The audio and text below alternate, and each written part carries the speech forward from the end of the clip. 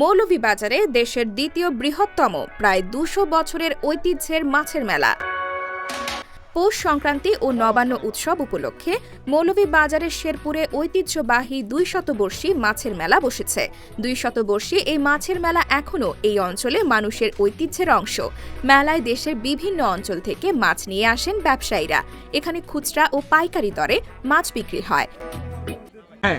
এই মাছটা হইল গিয়া খাখাইচোরর মেঘনা নদীর ওখান এবার একটা শীতল মাছ খুব বিশাল বড় মেলার উফরে দিয়া।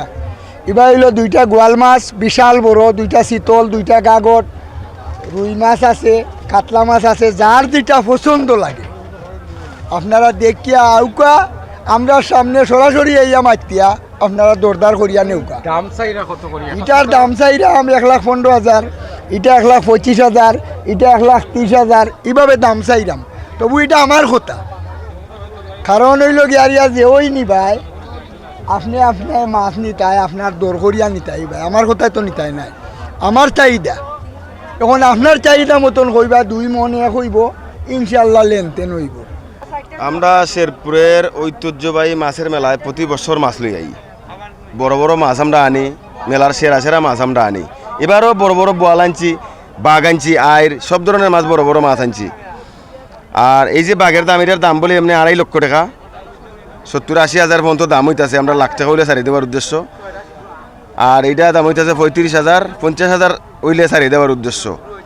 এটা আমরা পূর্বপুরুষের মেলা, হেরা আগে আইতো, ওখানে আমরা আই এটাই।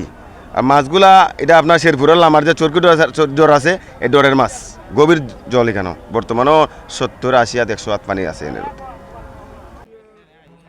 জানা যায় ১৮১৪ থেকে ১৮১৮ সালের দিকে জমিদার থাকা অবস্থায় মৌলভীবাজার সদর উপজেলার সত্রসতী বাসিন্দা ও পরগনার শ্রী রাজেন্দ্রনাথ দাম ওরফে মথুর বাবু পৌষ সংক্রান্তি ও নবান্ন উৎসব উপলক্ষে এ মাছের মেলার প্রচলন করেছিলেন।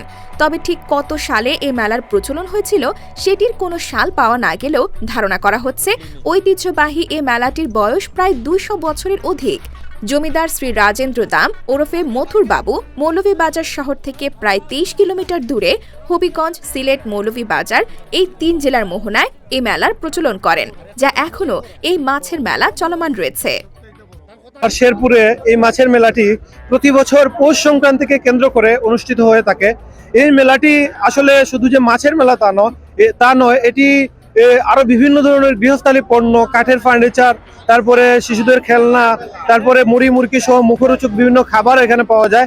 আর এই মেলাটিতে প্রতি বছর দেশের বিভিন্ন প্রান্ত থেকে মাছ আসে, যেমন খাল, বিল, হাওর। সিলেট বিভাগ তো হাওর মণ্ডিত একটি বিভাগ।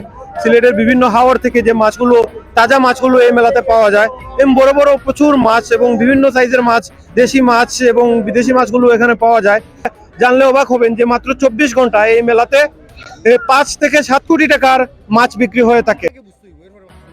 মৌলভীবাজার সদর উপজেলার খলিলপুর ইউনিয়নের শেরপুরে কুশিয়ারা নদীর পাড়ে এই মেলা বসে।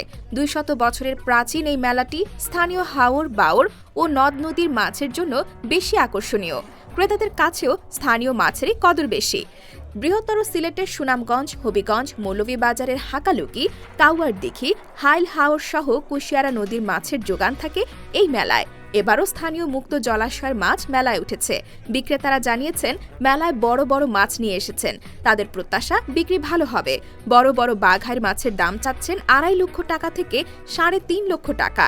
মেলায় হাওর নদীর বাঘাইর, বোয়াল, আইড়, চিতল, রুই, কাতলা, কার্প সহ নানা জাতের মাছ দেখে মুগ্ধ ক্রেতারা। Desk report, voice of Moulvibazar.